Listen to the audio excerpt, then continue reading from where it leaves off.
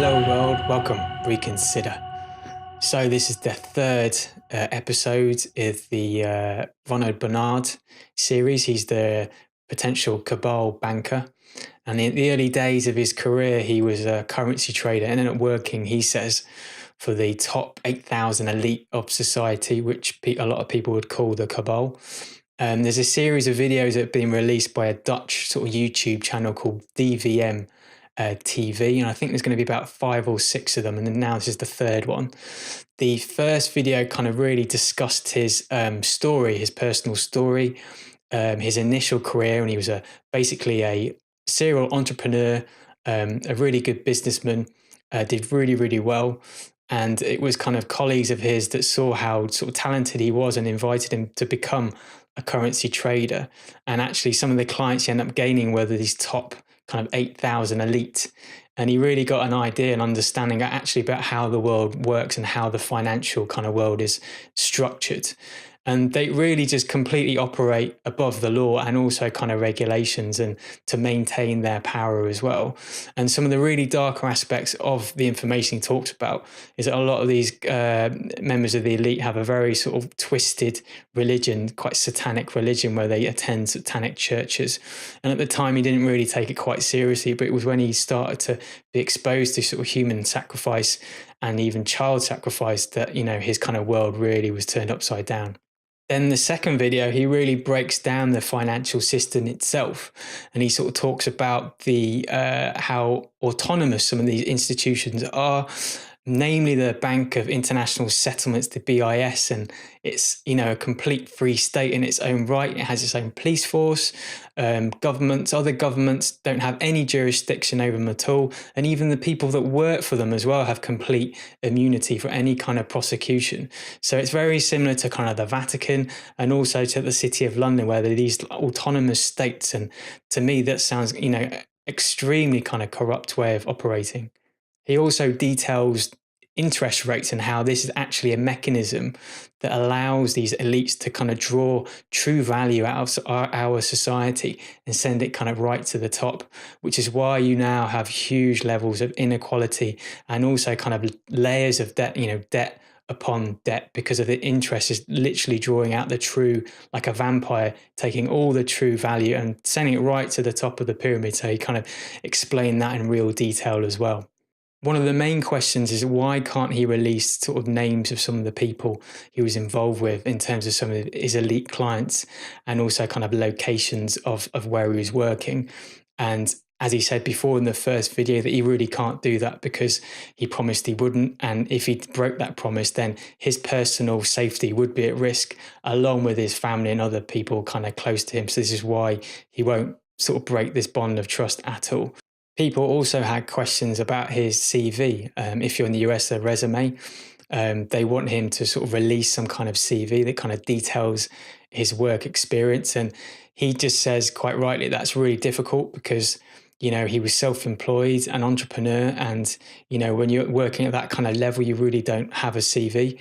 And then plus when he got involved more in covert circles, again, a CV is not a business tool that you use, especially when your clients really uphold their secrecy. If you're kind of writing down sensitive details like that, they wouldn't be happy. So again, that's another reason why he doesn't have a CV at all. And he says he can't really provide any details of his work history between the years 1982 and 1994. People are also very critical of the fact he doesn't really have an internet presence, and the way he responds to that is actually quite critical of people who put their entire lives on social media, and you think that's very kind of reckless. And so he guards a lot of his information because he knows, you know, that can be used against you. And then plus, if you think about it, he's probably in his 50s, like mid 50s. And, you know, how many people of his age actually have a real internet presence? So again, that would be another reason why he's quite hard to find on the internet. And I've sort of tried to research him myself, and there is very little information to do with him. But further on this third installment, they discuss how the first video actually has viewing figures up to about 18 million people, which is astounding.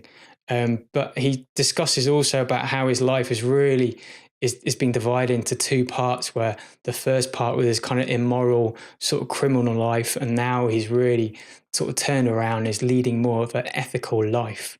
But it was actually his immoral life. It took him years to heal the trauma. And it wasn't until he found a really good specialist that he was able to sort of really turn his life around and sort of kind of heal the wounds from his earlier experiences. And it stretches right back to his early days as a child as well. We had apparently like a family breakdown, and he was actually put into care as a child. And it was the supposed kind of caregivers within this system that also abused him. So he has had quite a lot of trauma throughout his life.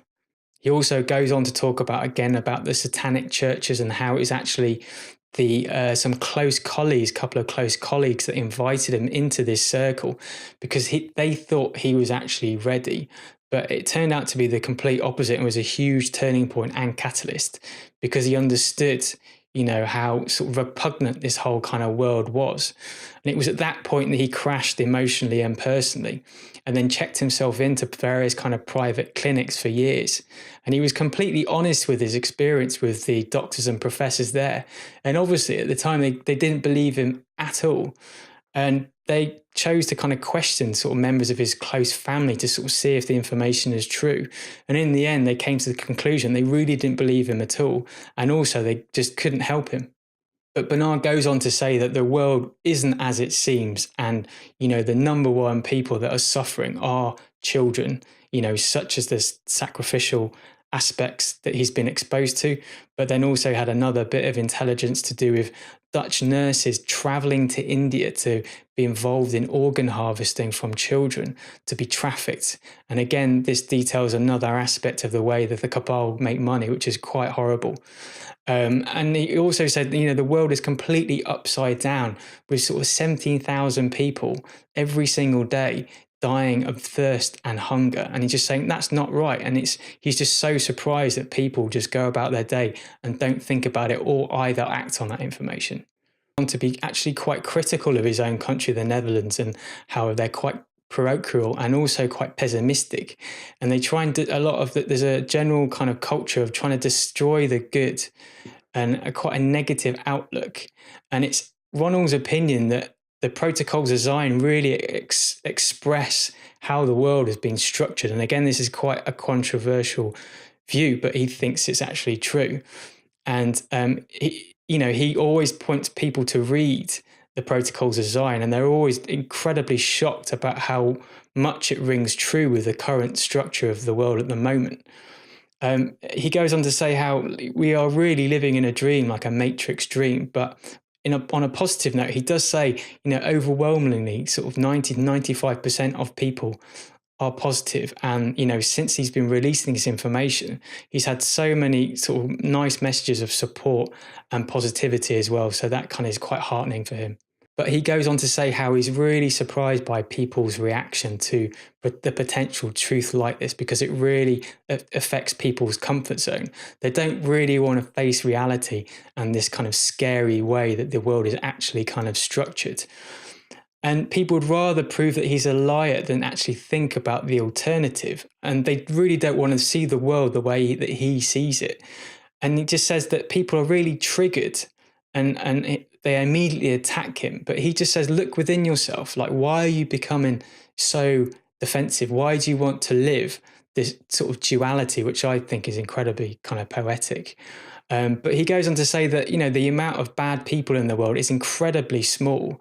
And it's amazing that, they're able to hold us all to hostage. But he just thinks we should all be redirecting, our anger to them, not to each other. But further on in this third installment, he goes on to talk in a more positive way about how now his mission is good and he knows he's following the right path. And his new life has been going on, the new positive life has been going on in the last 22 years. And he now works as a social entrepreneur, and he's working with various initiatives with around 5,000 people in 5 different countries. And again, for the last 22 years, he's really kind of living the life, who he truly is himself. So that's a really nice point. Again, he's just crossed that people never rise up. They just kind of carry on with life and they just continue to allow this to happen. But he does say, there is goodness and there is positiveness and it is working and it is spreading. And, the genie's out the bottle and now it can't be stopped. So that's a more positive way to look at things. So my thoughts, if you want to hear them, on Robert Bernard and also being a whistleblower in general, is that a lot of the time I think people are scared of information like this because they're scared it might be true. And they'd rather kind of shout people down as a liar rather than face up to it, because then they'd obviously have to do something. So they'd prefer to kind of shoot the messenger, as it were. And another criticism that people aim at whistleblowers is that they're doing it for the money. But I think in Robert Bernard's case, he looks like he's quite a wealthy individual already. So I can't imagine he'd be doing it for the money. But then a lot of the times, I don't think people make a lot of money out of being a whistleblower anyway. And then plus there's a lot of negative consequences through doing this and releasing this type of information, is that he's going to be ostracized by the mainstream. Also, a lot of his friends as well potentially might lose some of his friends and family. So again, why would he lie? Why would he fabricate this information? It's no kind of personal benefit to him at all. But anyway, they're my thoughts. But thank you so much for joining me. This has been Reconsider. If you'd like to check out the website reconsider.news, we try and update that on a daily basis. Also, please do, if you want to see more of me, subscribe to this channel as well. And again, if you're feeling generous, then please do donate to Patreon and PayPal as well. Thank you very much. Take care. Bye.